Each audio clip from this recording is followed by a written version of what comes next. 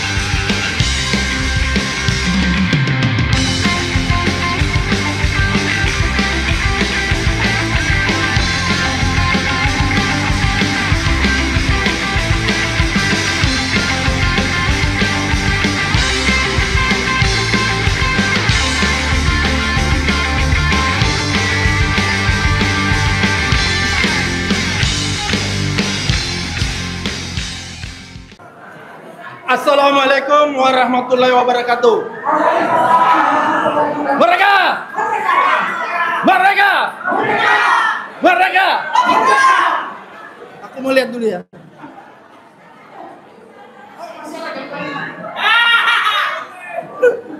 Oke, terima kasih. Pertama saya ingin sampaikan kita harus tetap mendukung rekomendasi dari bapak-bapak purnawirawan.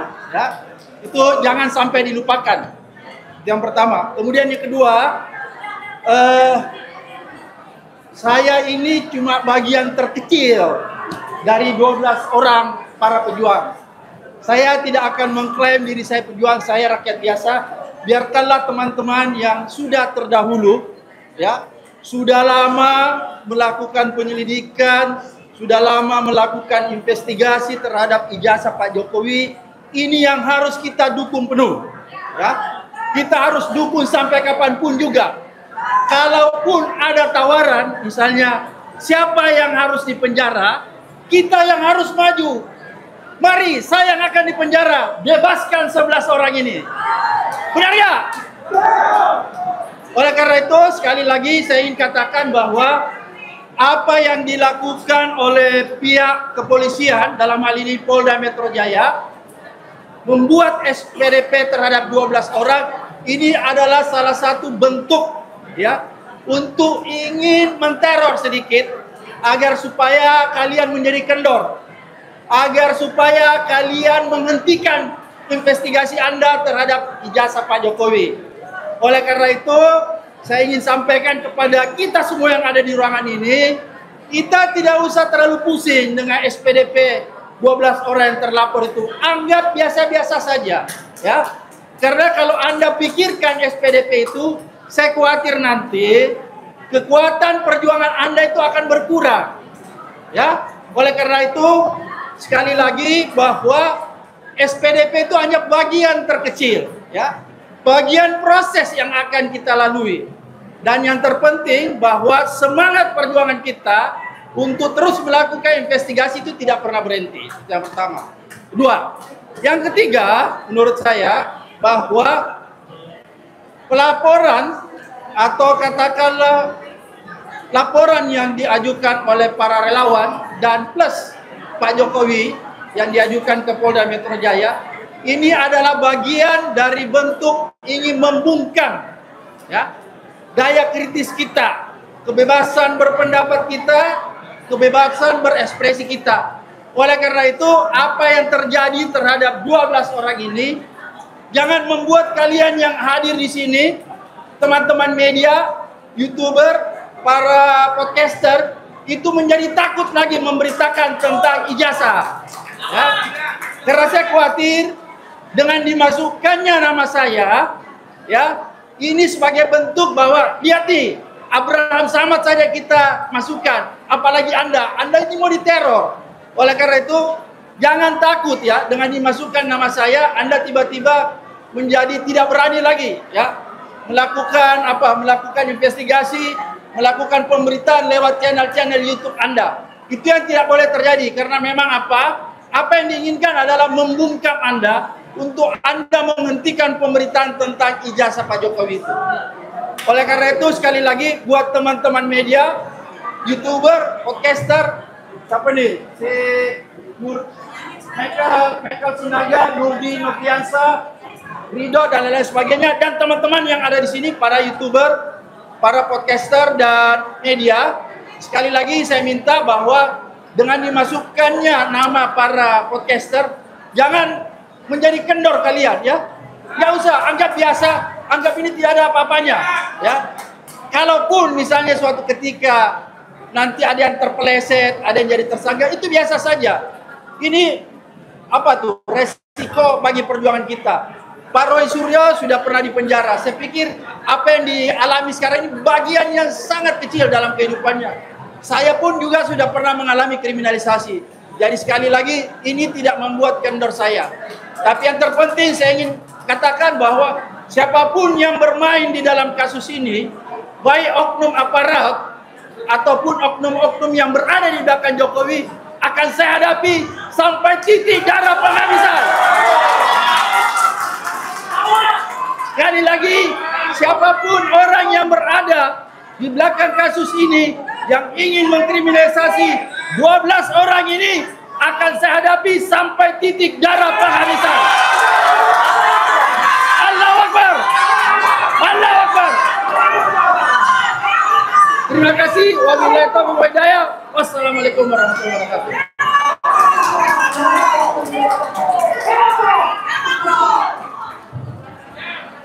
Berikutnya, pandangan penguasa deklarasi yang disampaikan oleh Bapak Budi dapat dijawab oleh silakan.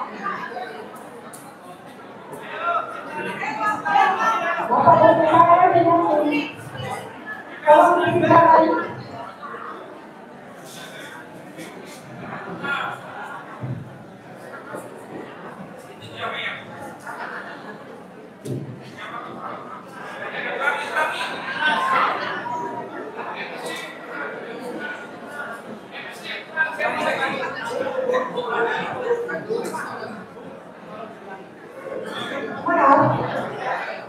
Selanjutnya, pandangan penguatan deklarasi yang disampaikan Bapak Budi Karya Kurniawan kepada Dewan Persidangan.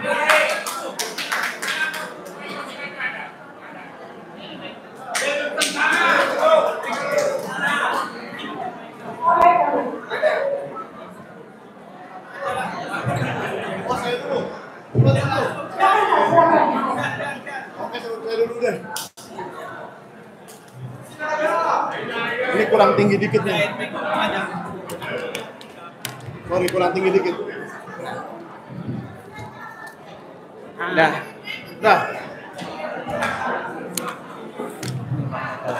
Oke. Sudah jelas kedengeran? Assalamualaikum warahmatullahi wabarakatuh. Shalom, salam sejahtera, dan salam perjuangan untuk semuanya. Saya yang paling ujung sana sebetulnya adalah seorang wartawan, seorang jurnalis dari media Sentana yang sudah terbit korannya sejak 1982. Saya yakin Bapak Joko Widodo sendiri suka membaca dulu.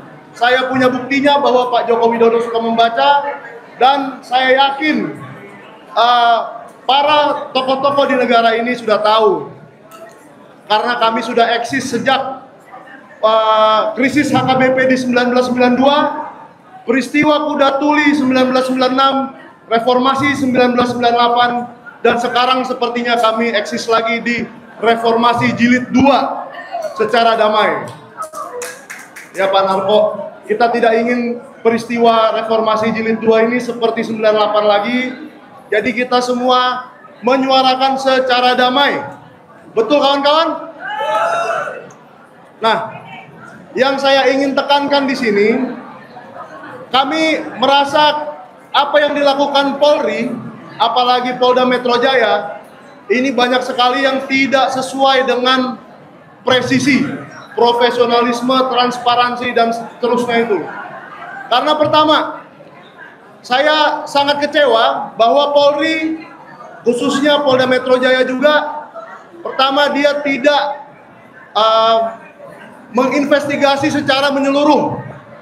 Saya kasih tahu satu persatu ya, yang saya investigasi beberapa di antaranya bersama Bang Rismon. Saya ke Jogja bertemu Pak Kasmujo, di mana beliau menyatakan bukan pembimbing akademik, bukan pembimbing skripsi, belum 50 tahun, masih BSC. Bagaimana BSC membimbing sarjana? Tidak masuk akal. Kedua, saya pergi ke desa Ketoyan, di mana katanya ada KKN.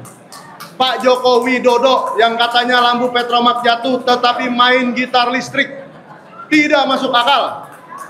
Lalu ada juga kepala desa yang saya wawancarai live di Sentana TV.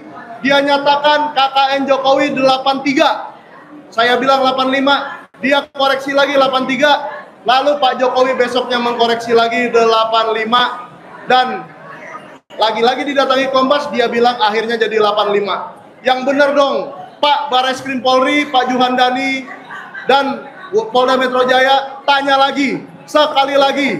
Anda naik-naikin ini ke penyidikan, tapi tidak beres penyidikannya. Ketiga, kami juga mendatangi beberapa tempat di Pasar Pramuka. Pasar Pramuka pojok ya, bukan Pasar Pramuka yang masih ada, yang sudah terbakar. Ada 20 lebih orang yang sudah kami wawancarai dan mengetahui keberadaan Paiman Raharjo, mengetahui siapa orang-orang yang menerima order, meminta order, dan mengerjakan sendiri ijazah yang dimaksud di Pasar Pramuka. Tetapi lagi-lagi karena kepolisian kurang, mungkin ini bukan kepolisian saja, tetapi saya meminta juga kepada LPSK, mungkin bisa diatensikan oleh DPR atau Pak Prabowo untuk melindungi, karena mereka tidak berani berbicara hanya karena takut diancam keselamatannya oleh orang-orang yang dimaksud, terutama oleh yang saya sebutkan ini ya. Pertama, Paiman Raharjo yang kemarin baru ke rumah Pak Joko Widodo juga. Nah, saya katakan beberapa orang yang lupa diinvestigasi oleh Polri. Satu, Dumatno Budi Utomo. Kedua, Eko Sulistyo, yaitu Ketua KPUD Solo 2005, yang sekarang sepertinya keberadaannya di daerah Jawa Tengah. Polda Metro Jaya, Anda sedang ke Solo, coba cari dia di mana. Anggit Widodo, David, Denny Iskandar, dan semua pihak yang terlibat sesedikit apapun di Jalan Borobudur 22. Siapa yang tahu kampanye Pak Joko Widodo sebagai gubernur tahun 2012 pasti tahu alamat ini, Borobudur 22 tim sukses. Semua orang yang berada di tim sukses itu kalau perlu diwawancarai lagi, diundang klarifikasi lagi, dipanggil secara patut oleh kepolisian. Jadi Polda Metro Jaya, tolonglah kalau Anda bisa dengan senang hati, dengan uang sendiri, berangkat ke Solo, mencari keterangan dari Pak Jokowi, Pasar Pramuka itu dekat. Borobudur 22 orang-orangnya masih banyak di Jakarta, tidak jauh-jauh, tidak makan ongkos, hanya Anda saja niat atau tidak. Dan harapan saya tentunya kepada Polri semakin jelas, semakin profesional dalam menangani perkara ini, karena ini sebuah perkara yang disorot oleh masyarakat luas di Indonesia. Yang ditonton di Sentana aja sudah puluhan juta, bagaimana di semua media yang lain ini. Lalu saya punya pesan khusus juga, permintaan khusus kepada Bapak Presiden Prabowo, yaitu saya secara pribadi melihat niat baik Bapak Prabowo, niat baik untuk menyelamatkan Indonesia dari rezim-rezim sebelumnya, melihat niat baik untuk memberantas korupsi dan seterusnya, masa hal seperti ini saja Bapak biarkan? Karena ini semua di dalam kekuasaan Bapak. Saya yakin Bapak bisa memerintahkan Listio Sigit Prabowo, Pak Kapolri, atau LPSK untuk melindungi saksi-saksi yang kita punya, dan supaya perkara ini dapat berjalan dengan semestinya. Dan kepada publik, anak muda khususnya Gen Z, mungkin saya yang paling muda ya dari antara yang lain-lain tadi di sini. Kita jangan takut, kita harus berani berbicara, kita harus suarakan. Siapa yang punya channel YouTube, repost. Jangan dibilang saya nyari subscriber, nyari juga sih, tapi kalian juga harus sebarkan berita-berita baik ini, bahwa sebenarnya banyak yang tidak dilakukan oleh kepolisian, dan kalau mereka berani menaikkan ini ke penyidikan, sidiklah 1000 orang lagi. Karena segitu banyak yang kami temukan, saya, Dr. Roy, Dr. Rismon, dan Dr. Tifa, kami menemukan banyak sekali. Bahkan ijazah asli, Bu Tifa ya. Sita semua ijazah asli itu, dan sita ijazah Joko Widodo.